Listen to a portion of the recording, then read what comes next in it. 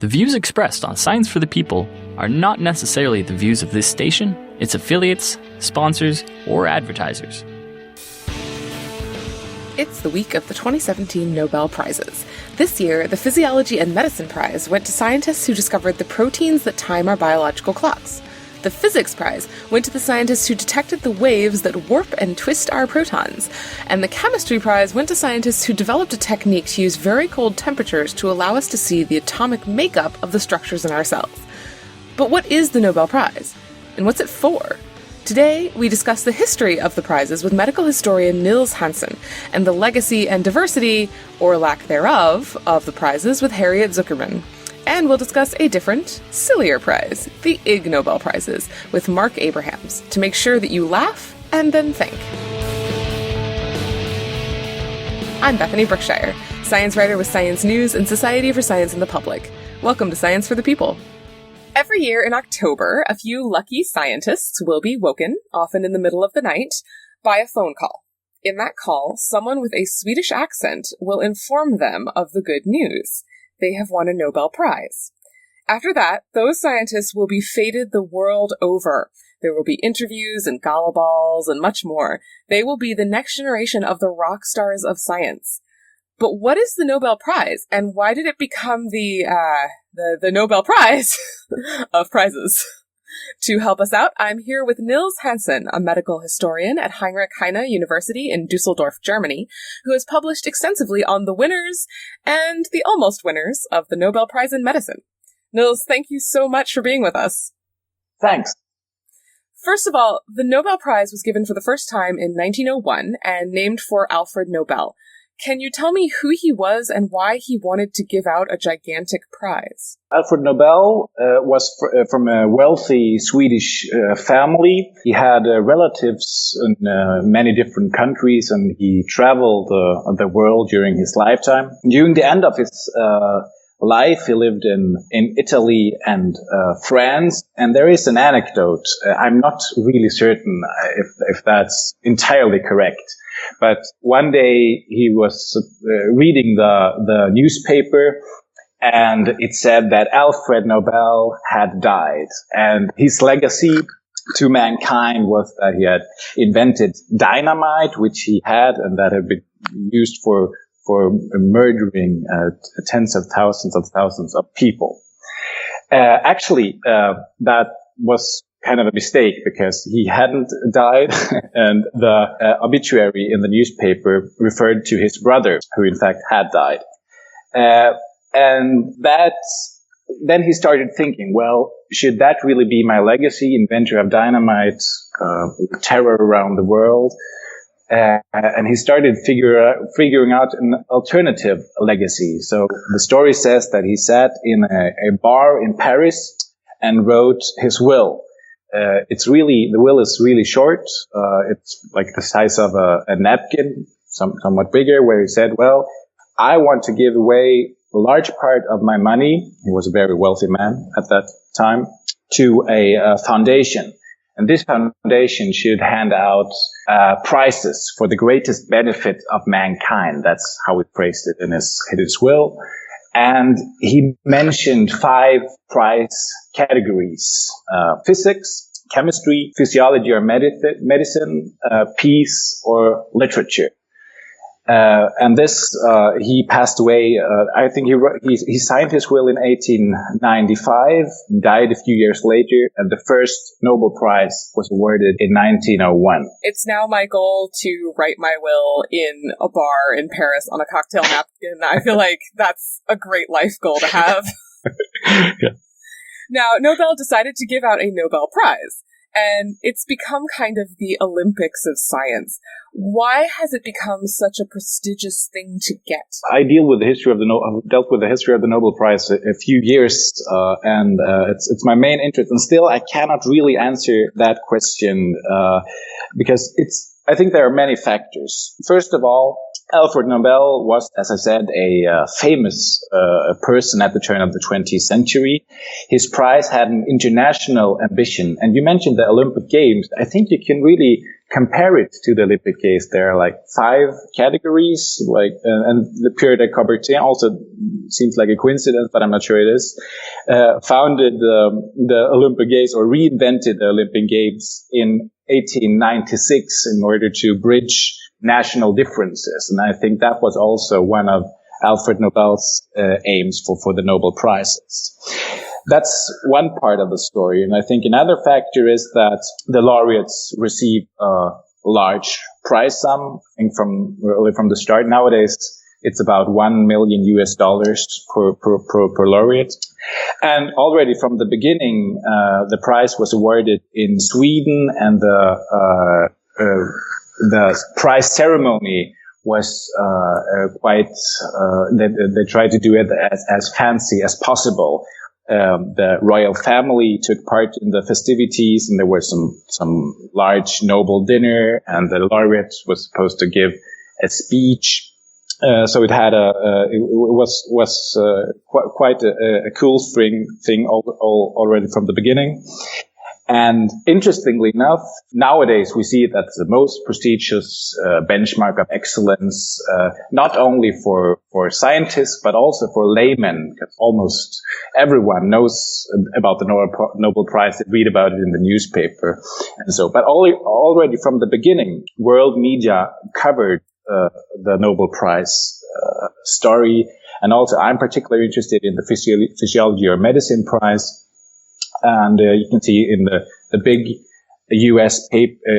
medical journals, the major ones, JAMA or New England Journal of Medicine, wrote about the prize. And interestingly enough, already during the first decade of the 20th century, U.S. Americans complained that the prize had not yet begun to honor American scientists.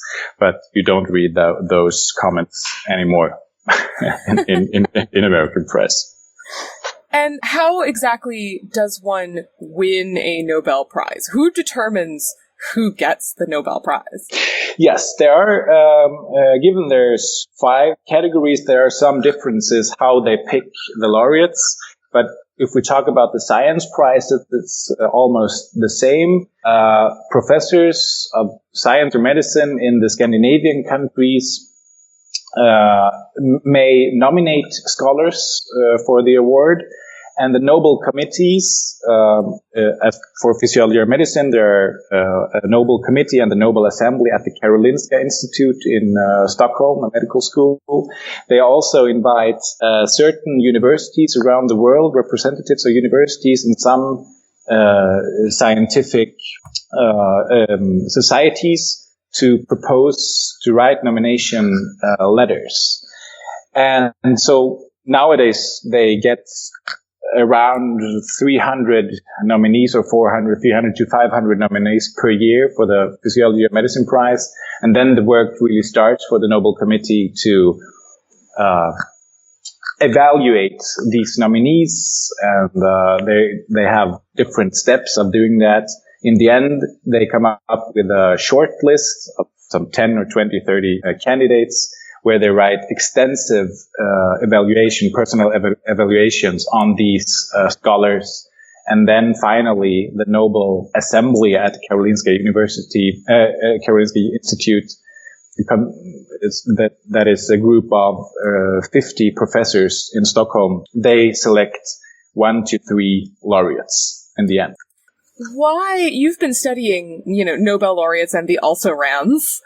What draws you to studying this prize in particular? Well, as you mentioned in your introduction, the Nobel Prize is seen as the most prestigious award whatsoever in science and medicine. And I think it's if one would like to investigate what excellence means in medicine and science, I think it's very interesting to use the Nobel Prize as a lens or as a window to look at mechanisms of scientific excellence, or how do reward mechanisms in science really work behind the curtains. So that's why I'm very interested in looking at Nobel Prize nominations and Nobel Prize evaluations of scholars to investigate how the evaluation of excellence is done in this particular context. And you've mentioned that you want to study excellence, but also that there's way more scientists out there who have done amazing things than there are people who have won Nobel Prizes, and you're interested in those also rounds. The people who didn't win the Nobel Prize. Why do people not win a Nobel Prize? Well, first for the laureates, it's very, very seldom the case that you get nominated once and then that you receive the prize the same year or the next year.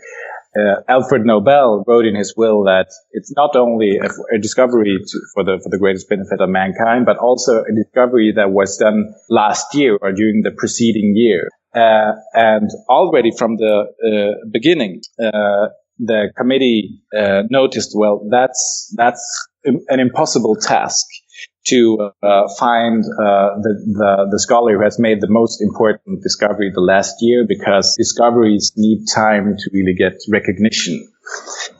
So even for the laureates, they are often nominated for a time span of 10 or sometimes 20 years. There are some scholars who got the Nobel Prize finally, but did their prize-winning discoveries for more than 30, 40 years ago. So even for the non-laureates, or for the, I perhaps somewhat provocatively refer to them as highly qualified losers. There are some that were nominated over 10, 20, 30, 40 years, again and again and again, and also got some interest by the Nobel Committee, but did not receive the prize at the end. And I tried to look for certain patterns how not to win the Nobel Prize. All of these candidates really done numerous case studies on those people who did not win their prize in the end.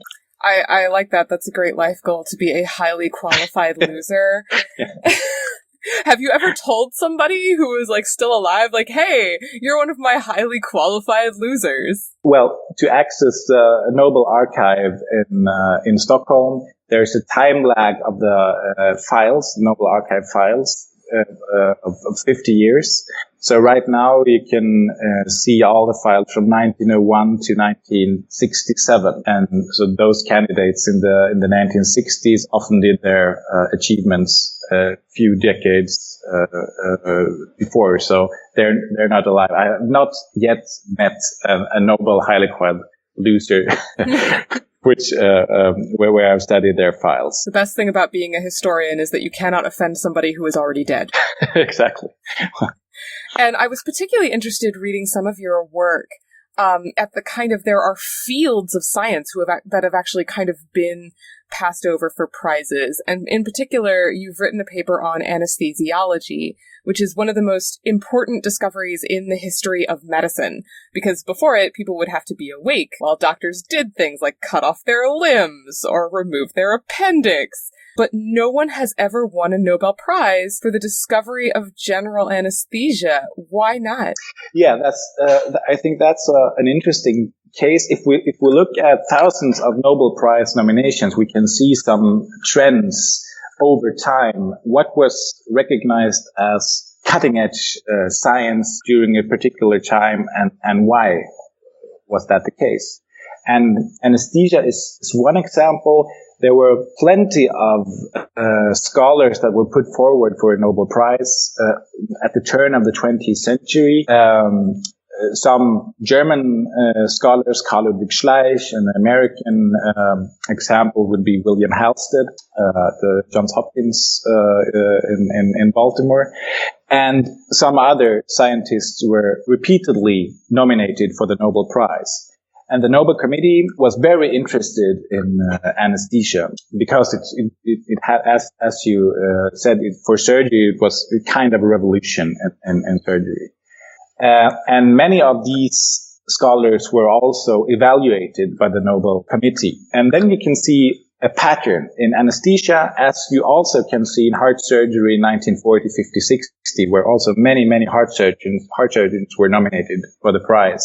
because of all of the progress in that particular area. And that's really the same thing if you compare these examples, that the Nobel Committee really counted too many heads to single out one, two, or three laureates who have made important achievements.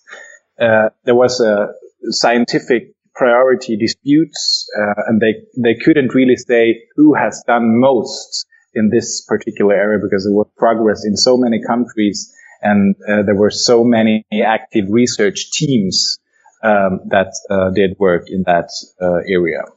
So basically, because they can't give everyone a prize, nobody gets a prize. Yes, and that still is one of the main criticisms if you look at Nobel Prize in the media, that nowadays there aren't Nobel Prize research is not conducted by 1, 2, or 3 people, but rather by really large research teams.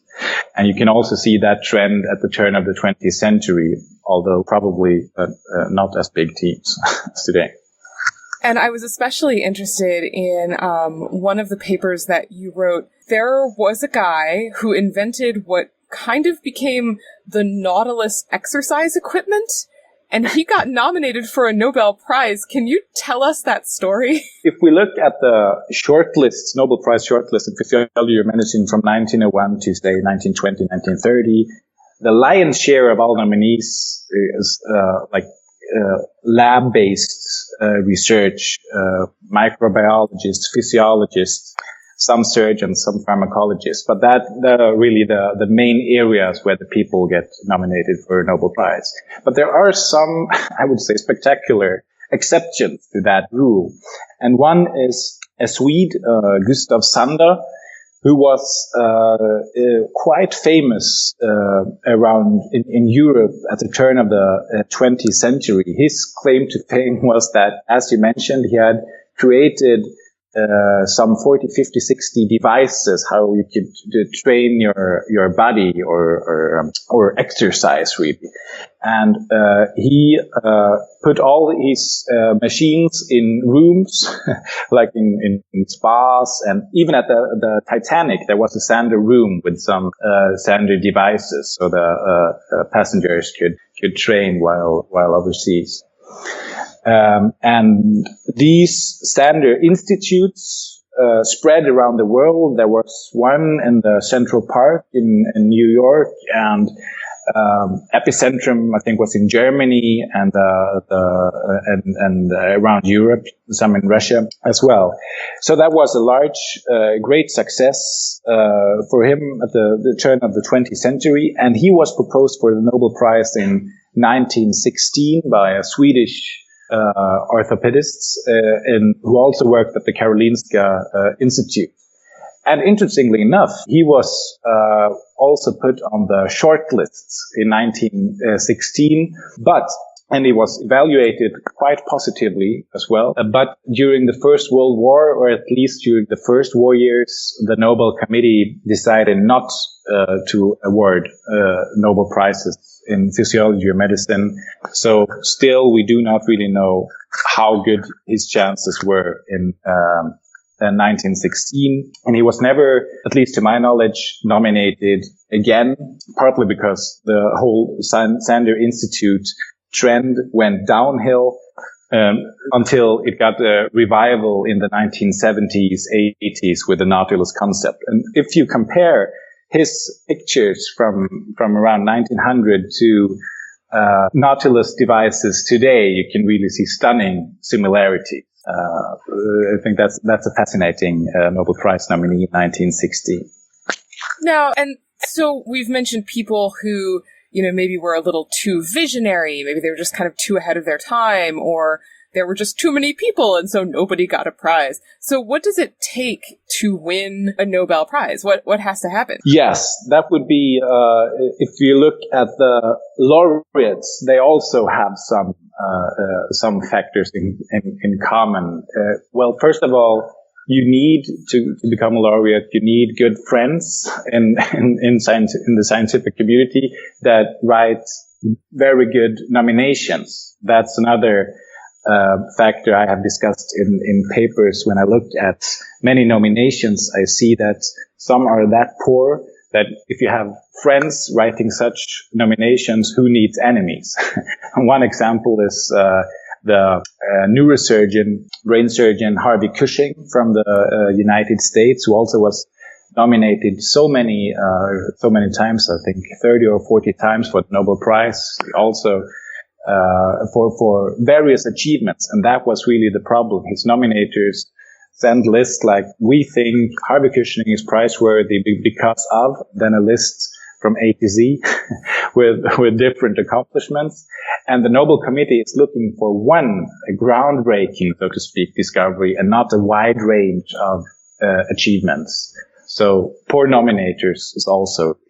So basically you need to achieve one big thing, but not too many things, and have a lot of very good friends.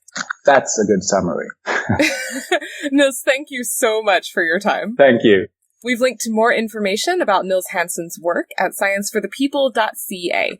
Next, when most people think of the Nobel Prize, they think of people like Einstein or Pauling. They think of older white guys in ivy-covered institutions. Why is that? And what does it mean for science? Stay tuned. Science for the People is a weekly radio show and podcast that explores everyday life from a scientific perspective. We are a member of the Skeptic Network, a collection of blogs, podcasts, and video content focusing on science and critical thinking. To find out where Science for the People airs near you, or to listen to past episodes, check out our website at scienceforthepeople.ca. You'll also find links to support us at Patreon, to connect with us on Facebook and Twitter, and to subscribe to the podcast in iTunes. And now, back to the show. Welcome back. The Nobel Prizes are famous for honoring good science. In the process, they've created kind of a nobility of science, a scientific elite, if you will. To talk more about this, I'm here with Harriet Zuckerman, a sociologist of science at Columbia University and author of the book Scientific Elite: Nobel Laureates in the United States. Dr. Zuckerman, thank you so much for joining us. Well, it's good to be here. First, in your work, you have interviewed more than 100 Nobel laureates. What are some of the overarching themes that you kind of get from your interviews with them? Are there things they have in common other than, having won the Nobel Prize? Oh, indeed there are. I think it's important to stress at the very beginning, they have many things in common, but that doesn't mean that the things I'm going to mention aren't also present in other very good science and scientists. These are people who, at least the ones that I know and talk to, it's important to recognize that these are people who've worked in the United States. Now, that doesn't mean that they aren't or are different from those from Europe and other places. They, for the most part, were educated at a very small number of graduate schools. Your listeners, I'm sure, know that you can't do really major scientific work without having a PhD, and that where one goes to graduate school is a very important start for the career.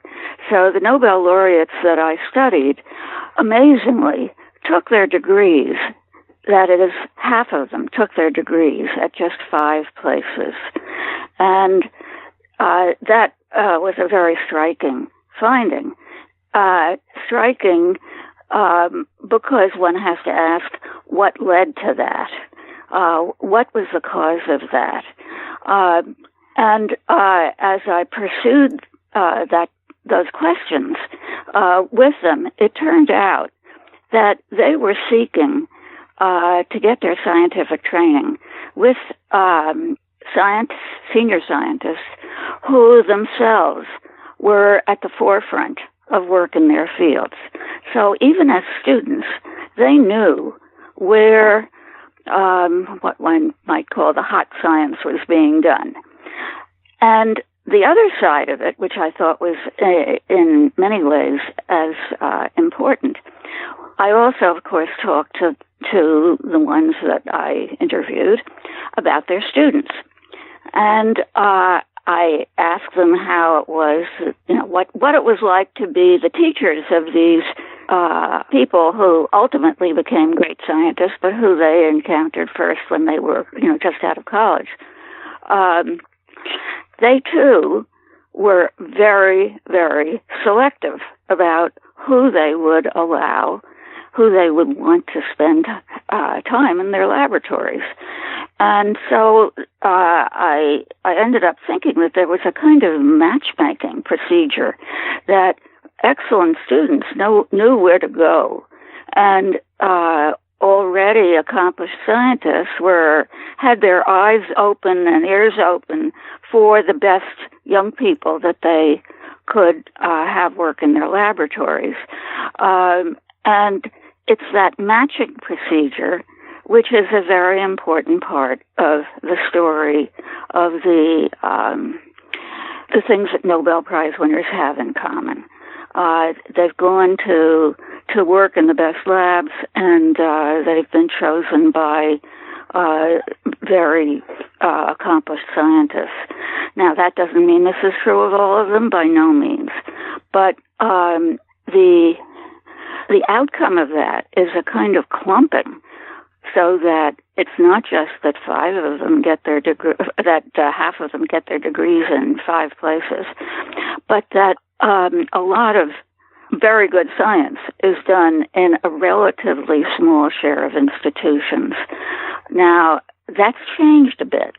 When I did my work, it was this clumping of great science was more pronounced than it is now. There are more places in the United States and universities that are excellent, and that's a highly desirable circumstance. But so the first step is this: go to the best graduate school you possibly can, and get to work with the best people you possibly can. And in turn, if you're already on the way to doing great work, you better choose good students. Now, would you like me to go further in this process? Well, I did want to pursue that a little more. You mentioned only 5 universities, and I imagine a couple of them have, acronyms that sound like MIT, for example, or well, actually, Harvard. That's not true. Oh. Of MIT. Harvard, yes. Berkeley, yes. Harvard, Columbia, Berkeley, Johns Hopkins, and Princeton. But your instinct about MIT was right, because one of the things that's important in rankings is that you want to be clear that the difference between rank 1 and rank 2 is more or less the same as rank 2 and rank 3. And in this sense, there is a big cutoff point that if I had looked at the top 5 that I just told you, Harvard, Columbia, Berkeley, Johns Hopkins, and Princeton, and if I were then to go down to the top 80%, we're still very, very clumped. So it's after Princeton, it's Chicago, Caltech, Illinois, MIT, and Yale. And then there's a cutoff point. And these create, as the title of your book suggests, kind of this clumping, this scientific elite. Is that right. Is that a good thing, that these things are concentrated so heavily? Well, good for what? Good for science? Good for the people in these places? I guess my sense is that, that as far as science is concerned, probably greater spread, somewhat greater spread, would not be a bad thing. But you have to take into account that it's not just a single laboratory or a single major senior person. It's the whole institution, which has a great many resources in the sense of first having a whole lot of really good students, not just in one particular lab or one particular department, but across the board. Not only a lot of good students, these are also the places that are dominant in getting federal science grants. So they're very well resourced. They have advantages over other places in the the laboratory equipment they have, the quality of library resources they have. As even when you think about it, the number of very good assistant professors. So clumping has both its ups and its downs. And the most important thing to recognize is that this is the outcome, not of individual decisions. This is the outcome of the way the system plays out in a way that is not planned, but is also not unplanned. There's immense competition between institutions to get the best people it can and to get the best students that they can, and so that the clumping also is an outcome of this of competition and the goodness, I don't want to say monopoly, but the greater concentration of opportunity at these places for good science and good scientists. So what this kind of clumping in the scientific elite, it's more of a reflection of reward structures within science. Quite so. That puts it very well. It is as I began to think about it, it's the processes involved is that individuals and places where very good science is done have access to research grants and have access to good students and have access to all the things that help you, that don't guarantee, but that help you to do good work. You then get rewards of various sorts, rewards in the sense of you get to publish in good places. You get fellowships. You get the mentorship of very good senior people. They can have the well, I'll put it this way, the scientific wealth, not the money wealth, but the scientific wealth, to be able to get opportunities for their students.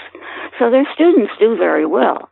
There's no question in my mind that these are excellent people.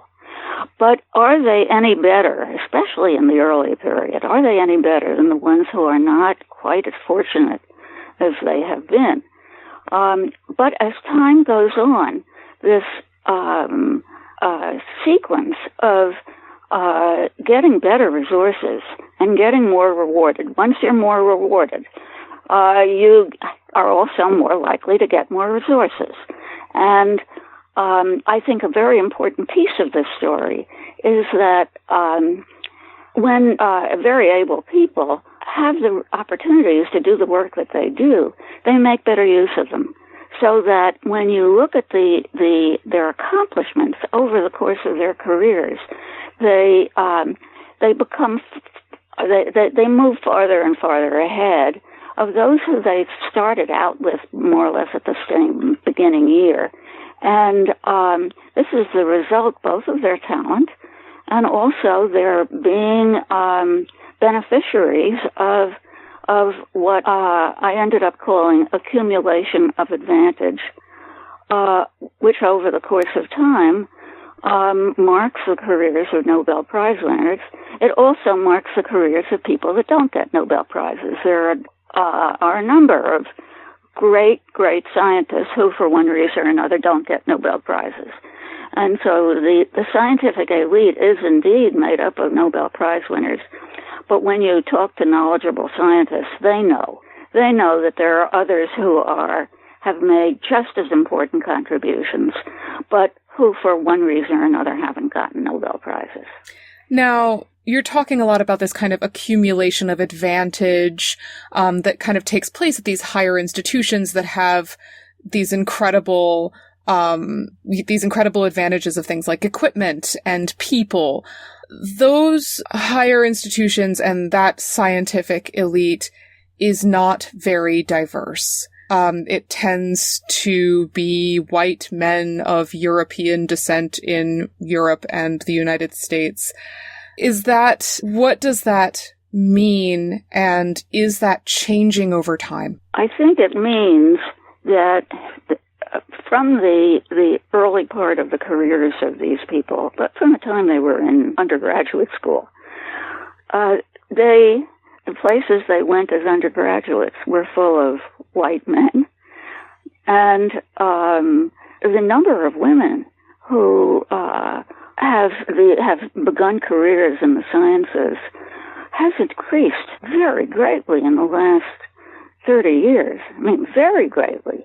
You're now beginning to see women holding major professorships in major universities, and you're now beginning to see women being elected to the National Academy of Science, which was only, a minuscule number 4 or 5 decades ago. Well, now women are beginning to move into this group, and in fact have certainly begun this ascent, in that the people that they study with are the kinds of people that their men of more or less the same ages have studied with. Now, it's important for you to note that when we think diversity, we think gender, but it's also white women.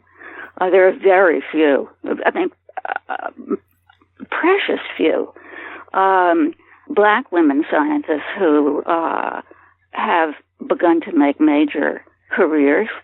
Now, I will say in the United States that the diversity has increased because of continuing immigration from places like India and Japan and other places that might produce a more multi-ethnic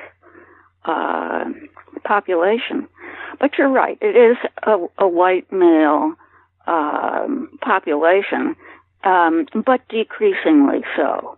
I'm on the board of a scientific publisher, and we look very carefully at the editorships of the journals we publish. And it's quite amazing as you look at the names of people who are proposed to be on editorial boards. The names look much more diverse than they did 10 years ago. More people who came to the United States for graduate school and then stayed. And then in addition to that, more women. So yes, it is a not so diverse population, but it's changed a lot. And, how can it be but not for the better? Because it means you have larger and larger pools of able people to draw upon. So that what you say is correct. But I'm not even sure one can say that where women are concerned, it was only the outcome of gender discrimination. Some of it was, to be sure, but not all of it. Some of it was the outcome that women 20 to 30 years ago didn't major in the sciences nearly to the degree they are now, didn't major in mathematics. And then as time went on, they did, and that then produces, when you look at people who get PhDs, an increasing share of women among those who earn PhDs in the sciences than has been the case for a very long time. Dr. Zuckerman, thank you so much for your time. It has been an elite experience. Oh, well, thank you. I enjoy talking about all of this because I was a very, very lucky researcher in choosing a great problem and really marvelous research subjects. So thank you. Bye. We've linked to more information about Harriet Zuckerman's work at scienceforthepeople.ca. Next, we've talked about the Nobel Prizes. But have you heard of the Ig Nobel Prizes? Stay tuned. Every week on Science for the People, we take the latest in scientific progress and relate it to people, our friends, our families, our communities, and our society. And we give researchers, authors, and journalists the time to talk in depth about what matters to them. If you love science but aren't satisfied with sound bites, join us again next week for Science for the People on your local radio station or anytime online at scienceforthepeople.ca. Welcome back.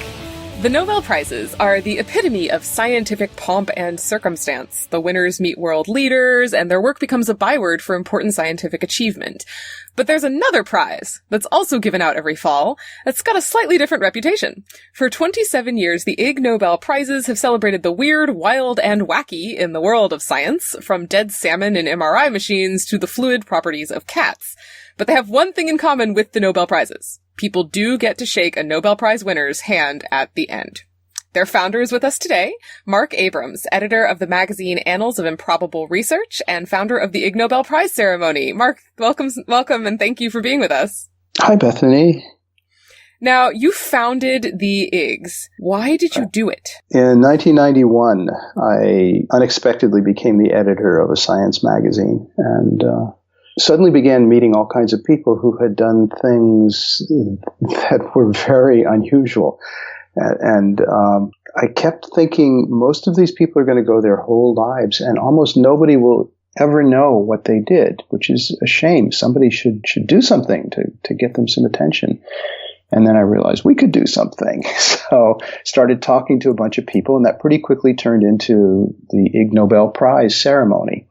The first one was that year, 1991. It was held at MIT because I got introduced to somebody who ran a little chunk of MIT, told him this idea, and he smiled and said, "Would you like to have it here?" So we had a place to have it.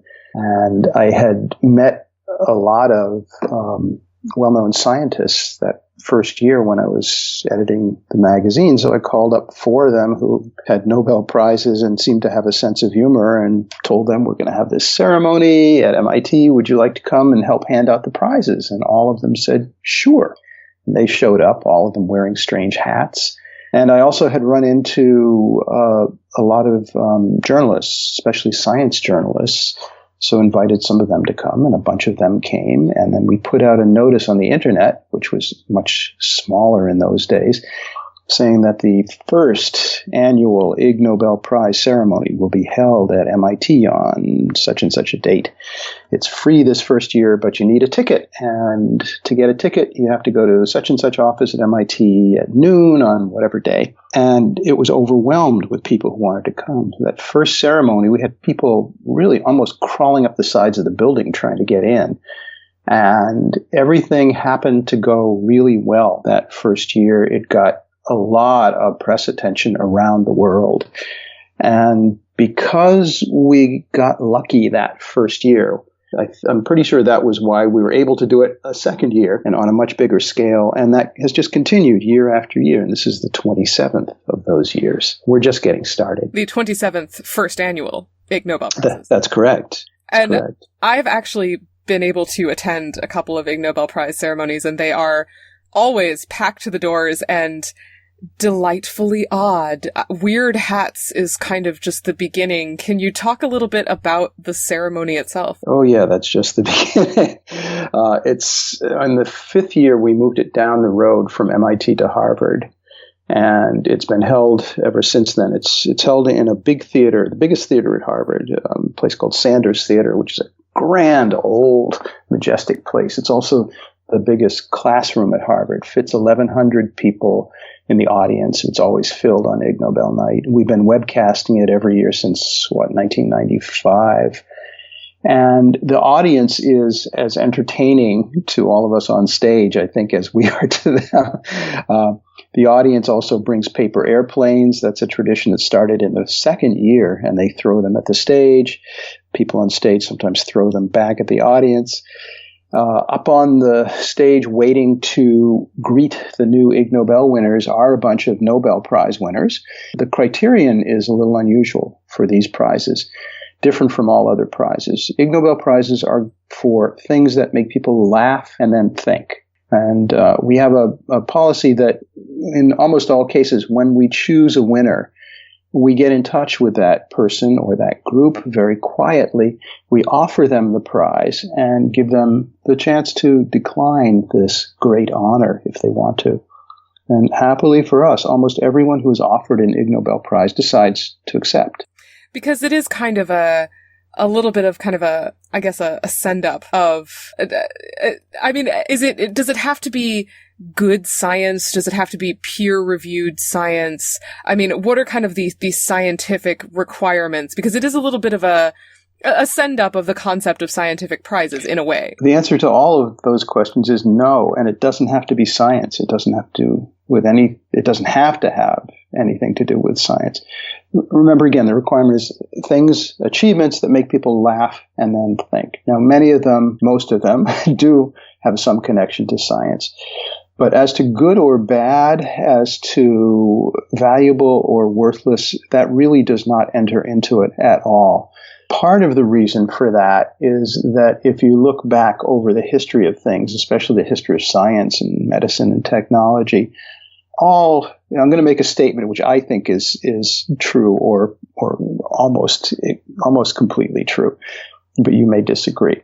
If you look back over the history of science, technology, medicine, almost everything that we now look at as being very important, discoveries, developments, whatever, almost all of it, when it was new, when it was just starting, it was not seen that way at all. In almost every case, the people who were doing this stuff or who stumbled across something, some discovery, when they told people what they were doing, generally most people would not pay a lot of attention or would laugh at them or would just shake their head wondering why is somebody wasting their time on such a specific crazy thing. And then some of these things turned out to be pretty interesting, and some of them turned out to be things that later became very important. And once that happens to something, the whole early history, the part of the early history about how everybody reacted to it, tends to disappear.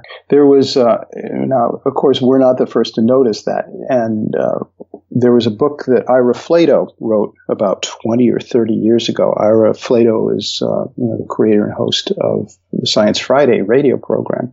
And his book was called They All Laughed. And it was a history of a lot of these cases of things that became important, where the early response to whatever it was people laughed. And he took the title, as you probably know, from an old Gershwin song called They All Laughed.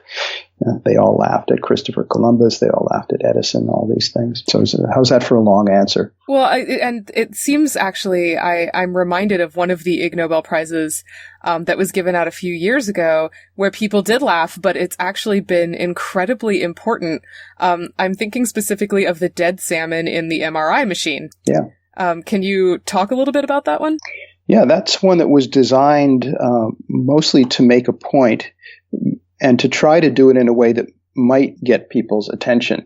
The dead salmon experiment was, I'll tell you what they were aiming at and then what they did. These are some scientists who use fMRI machines, the MRI machines. They use magnetic resonance machines. They take images of the insides of bodies and other things. And there's been a whole gigantic scientific medical enterprise using these very complicated, expensive machines to try to get pictures of what's going on inside people's bodies, the bodies of other animals, inside people's brains. And the F part, the functional part, means that they will take a lot of images over a very short period of time, put those together, and you get a sort of movie. And you can see how things are changing. Now, the problem is that these machines are measuring something, but what they're measuring may or may not be tightly related to the interpretations that other people give to the pictures that come out of these beautiful pictures that pretty much everybody's seen about brains and all sorts of other things. And a lot of the scientists who work on this stuff are really concerned that sometimes these machines get used and the interpretations are very careful, and other times the interpretations are what you could generously call fanciful. And to make the point that you need to be really, really careful if you want to be accurate in what you're saying, they followed the standard procedures that a lot of scientists use in interpreting some pictures. And they took some pictures that they knew would be completely meaningless. They took some dead salmon dead fish, stuck the dead fish into one of these machines, took some pictures of the brain, and then using the standard interpretation techniques, they pointed out that, wow, there seems to be lots of activity in this brain. Obviously, this salmon was thinking of all sorts of things and responding to things. And their report was a giant exercise in trying to get people to pay attention to how easy it is to overinterpret data, to look at something that people are telling you is meaningful and grand, and to leap to the conclusion that, yes, it is meaningful and grand, without spending even a moment wondering, could there be something a little wrong here, or could this be misinterpreted? And it worked. It worked. It got a lot of attention. It got a lot of angry attention, really angry attention from a bunch of people who professionally use these machines and interpret things.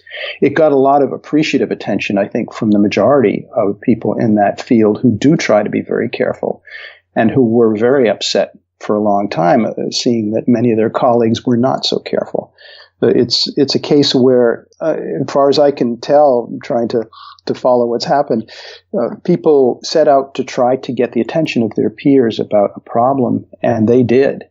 And from what I've been told by a lot of people in that whole world, in general, people are more careful now as a result of the dead salmon incident than they were before in trying to interpret what they see. Now, that's not to say that the world got perfect, because from lots of complaints in that world and outside that world, the general problem is still very much with us, of people, a lot of people putting out interpretations of things that may be rather fanciful.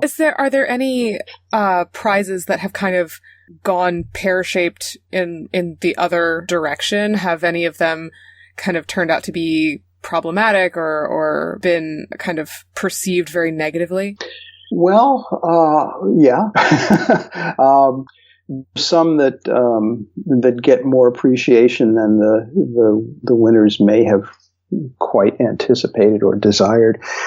One is a prize we gave last year, 2016, the Ig Nobel Chemistry Prize, went to Volkswagen, to the company Volkswagen in Germany, because they invented a new way to deal with the problem of automobile pollution. And their way of dealing with it was to arrange the computer machinery inside the car so that whenever the car was being tested to measure its pollution, it didn't produce any pollution, or not much.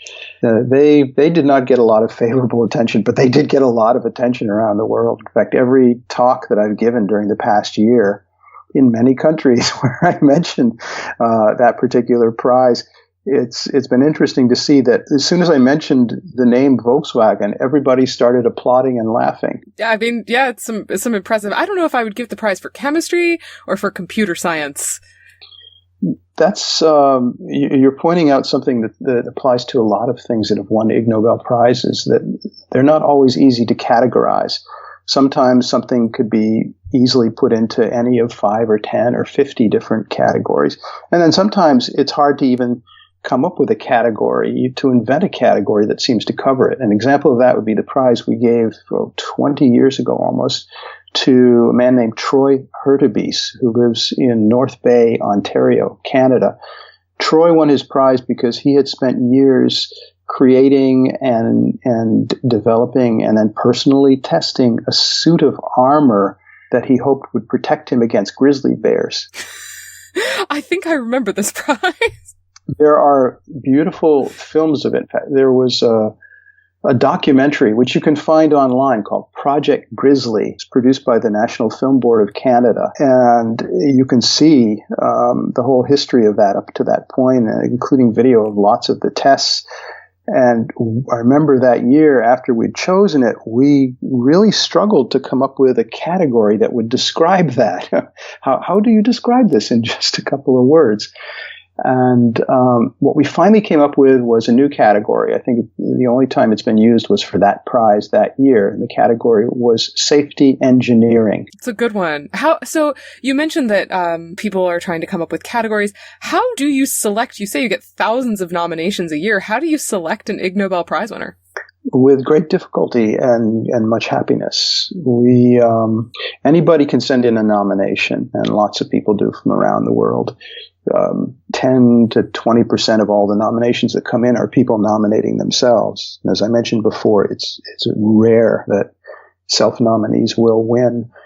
A lot of scientists and doctors and other people will send us things that they notice in their own professional journals, professional world. A lot of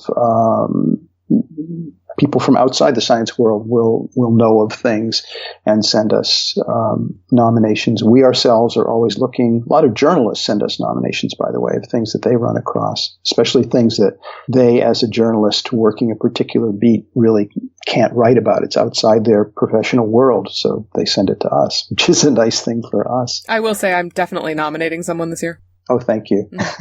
I'm also nominating myself just for the joy of putting nominated for an Ig Nobel Prize on my resume. We will give you full consideration. Thank you. Yeah. And we do have lots of arguments. The group that makes a decision is a large, somewhat shadowy group called the Ig Nobel Board of Governors. We have meetings here in Cambridge, Massachusetts, where I am, pretty much every month around the clock, around the year, to go through these. But also throughout the year, we're having lots and lots of smaller meetings and discussions by email, Skype, phone, whatever, with people in many countries. And the arguments are really fun. Unfortunately, they're secret, so I can't tell you some of the funniest things that have ever happened. But those being in those meetings is a very happy experience. Now, I just have to ask, has there been anyone who has won both a Nobel and an Ig Nobel Prize? Yes, there have been 2 so far, or depending on how you measure it, 1. I will explain that. The clearer case is Andre Geim, who in the year 2000 was awarded an Ig Nobel Prize in physics. He and a colleague, Michael Berry, they're both physicists in England. They won their Ig Nobel Prize for using magnets to levitate a frog. Did it work? 10 years. Yeah. Wow. Yeah. They discovered you can use magnets to levitate all kinds of things, including even a drop of water, strawberry. You could levitate a person if you had magnets set up the proper way and strong enough. And they did that partly because they had stumbled across this aspect and use of magnetism, and nobody in their professional world believed them. It was Andre Geim who first stumbled across it, and then Michael Berry gave a lot of the theoretical explanation of how this was working. And Andre, to try to get the attention of physicists that, hey, magnetism is much more interesting than you think it is, levitated a frog and wrote that up. 10 years later, Andre Geim was awarded a Nobel Prize in physics for something a little different. But the story of that sounds equally goofy to most people. And that's something that Andre is very proud of, because it involved scribbling with a pencil on some paper and then using Scotch tape to lift off what he'd scribbled, and then flexing the Scotch tape many, many times until the little gray bits of the pencil fell off. And within those gray bits, he and one of his students, they discovered by looking at it under a microscope, they got the first usable samples of a material called graphene, a 2-dimensional form of carbon, which a lot of people were pretty sure existed, but nobody had been able to get enough of this stuff to start playing with it and testing its properties and understanding it until they had their little Friday night gleeful experiment with a pencil and some Scotch tape and some paper. Well, Marc, thank you so much. It is always a pleasure. Thank you, Bethany. You can find out more about the Ig Nobel Prizes. We will link to the webcast as well as the webcast of the lectures the next day at scienceforthepeople.ca. There you will also find links to Twitter, Facebook, and Apple Podcasts, where you can subscribe to the show, contact us, leave us a friendly review, or tell us how awful you think we are. We have also got a link to our Patreon, and if you feel the urge, please consider helping us out with a monthly donation so we don't have to promote delivered meal plans and mattresses. Thanks for listening, and we'll see you next week on Science for the People. Science for the People is produced by Rochelle Saunders and edited by Ryan Bromsgrove. Helen Quivalon is our publishing liaison. We get research help from Josh Witten and consulting support from Desiree Schell. Our frequently seen guest hosts are Marion Kilgour, Anika Hazra, and Jessica Yaros. Our theme song is called Binary Consequence, and it was written and recorded by Fractal Pattern. Science for the People is entirely listener-supported. You can find us on Patreon, where you can support us with monthly donations in any amount, or you can send us a one-time donation in any amount via the donate page of our website. Science for the People is created in partnership with the Skepchick Network, a collection of blogs, podcasts, and video content focusing on the intersection of science, popular culture, politics, and social justice. You can find out more about Skepchick at skepchick.org. The show is hosted by science news writer Bethany Brookshire and me, Rochelle Saunders.